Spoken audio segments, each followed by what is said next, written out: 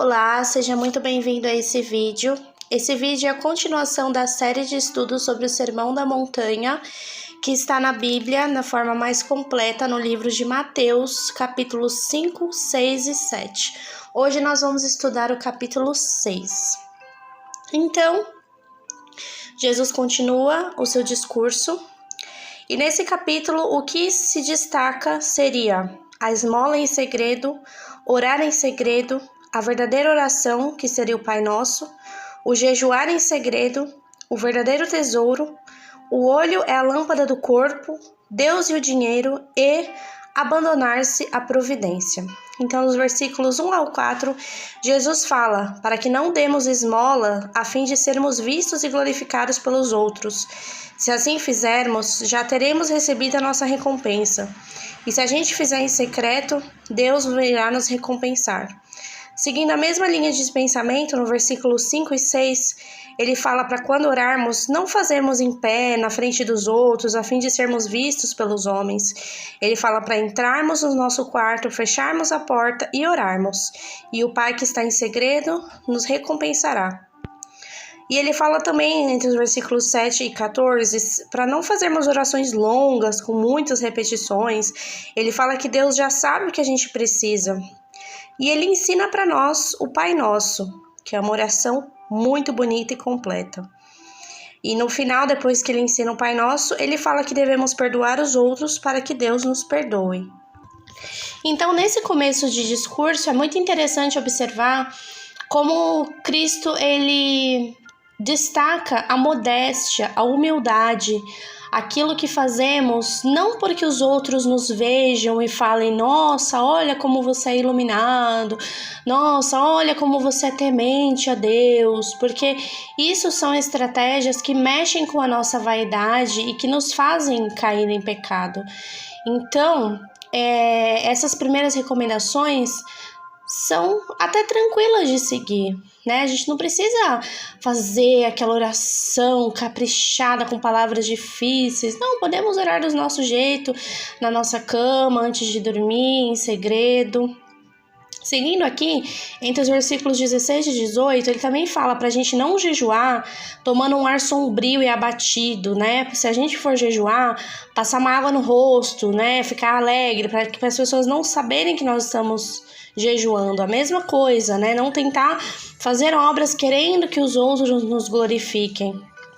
Ele fala também, entre os versículos 19 e 21, para não ajuntar tesouros na terra, onde os ladrões roubam e a traça corrói, mas sim juntar tesouro nos céus, porque onde houver seu tesouro, também estará o seu coração. Essa passagem, se for colocada nos dias de hoje, né, vendo que nós temos contas para pagar, temos que ter um lar, temos que pagar a internet que nos permite agora ter esse encontro, porém, não é pra gente ter foco somente nas coisas materiais, somente nos tesouros. Meu objetivo de vida é ter o carro X, eu vou fazer tudo, vou colocar todos os meus esforços, todos os meus pensamentos nisso. Não, nós podemos ter coisas boas também, mas em primeiro lugar, sempre buscar a espiritualidade, sempre buscar cumprir as palavras de Jesus, sempre buscar o reino dos céus, né? E aqui ele fala no versículo 22 e 23 que a lâmpada do corpo é o olho. Se os olhos forem bons, todo o corpo será iluminado, mas se o olho estiver doente, todo o corpo ficará escuro. Então aqui é a forma como a gente enxerga a vida. Se a nossa forma de enxergar a vida é uma forma temerosa, de que tudo é difícil, rancoroso, vendo mal nas pessoas, todo o nosso corpo também ficará trevoso, mas se a gente tem olhos bons, olhos positivos, olhos gratos, todo o nosso corpo se encherá de luz.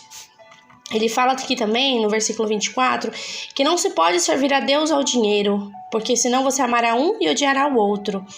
Essa é uma passagem também bem delicada de estudar, porque pode parecer à primeira vista que é como se fosse um clamor à pobreza, para que nós sejamos pobres. Mas na realidade não é assim. Existiram homens que eram muito ricos e seguiam Jesus, né? Mateus mesmo, por ser um cobrador de impostos na época, ele tinha posses e mesmo assim ele escolheu seguir Jesus. O José de Arimateia também, que era um homem muito rico, inclusive ele que tinha o túmulo em que Jesus foi enterrado, também era um seguidor de Jesus. A questão é você colocar o dinheiro acima né? Colocar o dinheiro como sua meta de vida e esquecer de Deus, esquecer dos seus ensinamentos. E muitas vezes isso vai conflitar em alguma situação em que você vai ter que escolher entre a sua espiritualidade e a sua riqueza material. E aqui ele está falando nesse caso para não amar mais a sua riqueza material do que a sua riqueza espiritual. E aí, por fim, nos versículos do 25 ao 34, ele fala para não nos preocuparmos no que comeremos, o que beberemos, porque Deus sabe do que precisamos. Ele dá o exemplo de que as aves, os corvos não têm celeiro, e mesmo assim eles comem, eles não guardam, e mesmo assim Deus os alimenta. Fala que os lírios não tecem, mas que nem Salomão se vestiu com a glória deles, como eles se vestem. Então ele fala basicamente para não se preocupar com o amanhã e que basta cada dia o seu próprio mal. Ou seja, né, viver um dia de cada vez, viver o momento presente, apreciar o que já tem e não ficar pensando que vai faltar, porque Deus, ele faz aparecer. Quando você está sintonizado, quando você está na fé, mesmo que aquilo que você precise muito não tenha nesse momento, se você tiver fé, você vai conseguir, você vai receber, vai aparecer uma doação, vai aparecer alguém que vai te convidar para algum lugar, você está com fome, vamos jantar. Então essas coisas vão acontecendo se a gente não deixa a nossa mente dominar e ficar nos torturando, falando, olha, não tem isso, hein? E agora? Vai faltar. Isso é pensamento de escassez. Jesus não é escassez, Jesus é abundância. Ele fala que veio para que tenhamos vida e vida em abundância e não escassez.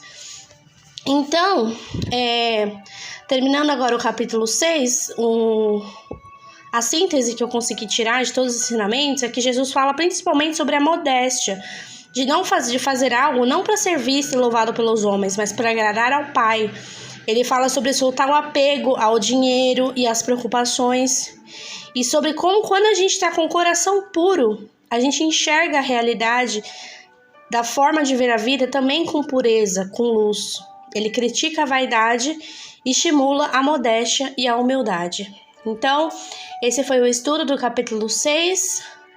Nos vemos no estudo do próximo capítulo, que é o capítulo 7, para fechar essa série de estudos sobre o Sermão da Montanha. E me diga o que você achou, o que você está achando até agora. Lembrando sempre que o Sermão da Montanha é a síntese de todos os ensinamentos de Cristo, é o discurso mais longo que temos dele registrado. E é como se fosse realmente uma legislação, a lei que será empregada, a lei que terá que ser seguida para que possamos entrar no reino dos céus. Obrigada por ter assistido até aqui. Até a próxima.